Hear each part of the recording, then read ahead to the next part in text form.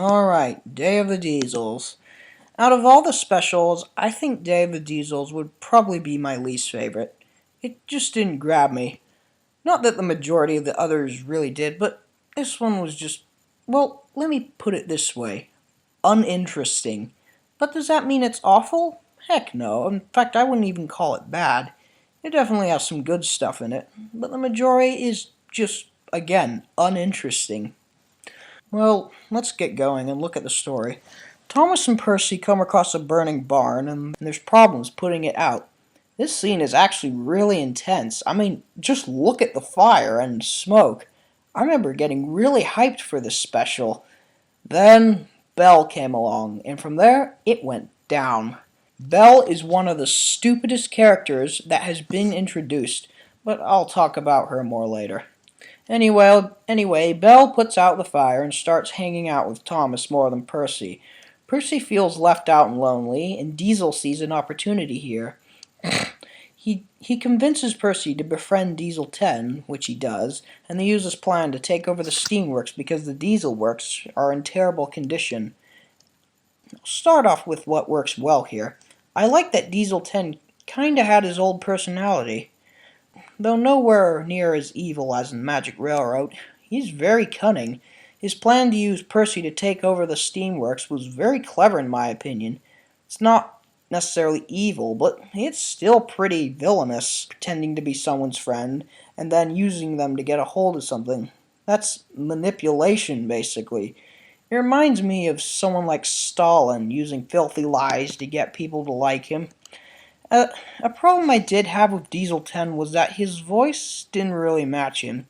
Matt Wilkinson is good, and he does try hard, but for Diesel 10, he just sounds too high-pitched. If they used Gordon's voice actor, or even kept Rupert Degas, that would have fit a lot better. Wilkinson isn't bad, it's just not good casting. Also, I hated it when he whimpered at the end. I may be too used to Magic Railroad Diesel 10, but still. He could have at least scoffed or something.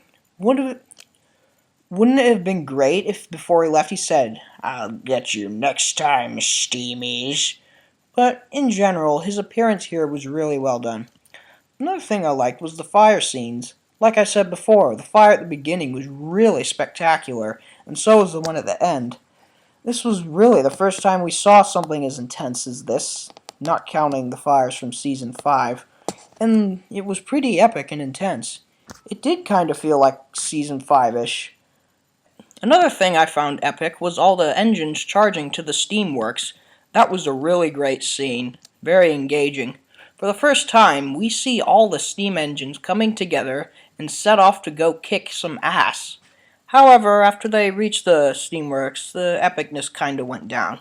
Many fans agree that it was pointless to have Norman, Paxton, and Sydney in the special, because, well, their appearances were very small.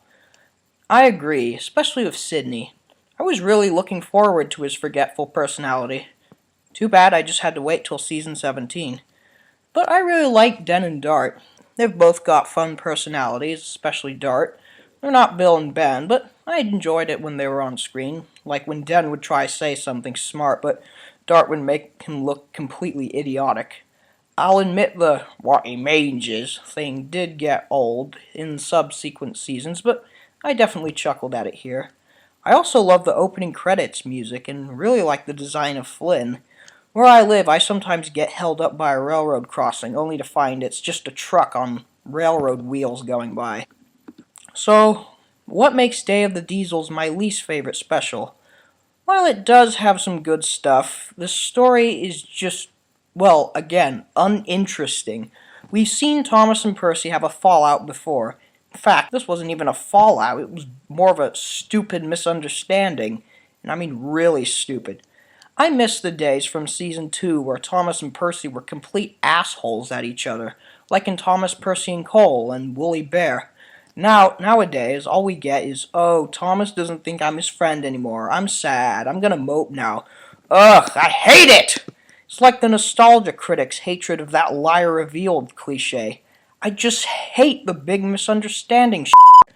Speaking of friendships, Belle is one of the stupidest and most unrealistic major additions to the series. I thought Finn was cool because, well, he was unique. Bell was not. A steam engine with water cannons? That's something a 5-year-old would come up with. I won't even go into how unrealistic it is, which is really saying something, considering I really don't give a shit about railway realism. I remember when I first read about her, I was like, oh cool, railway fire engine. I expected something like Flynn, or like this. Then a picture came out, and I literally screamed, what the f***? Her personality is very dull, and I don't remember a thing about it. In fact, had it not been for her illogical design, in large part in the story, I probably wouldn't have remembered her at all. So, in general, Day of the Diesels isn't great, but it's not bad. It's got some good stuff, but the majority is just eh. It's my least favorite special, but it's not like god awful. I'll give it a C.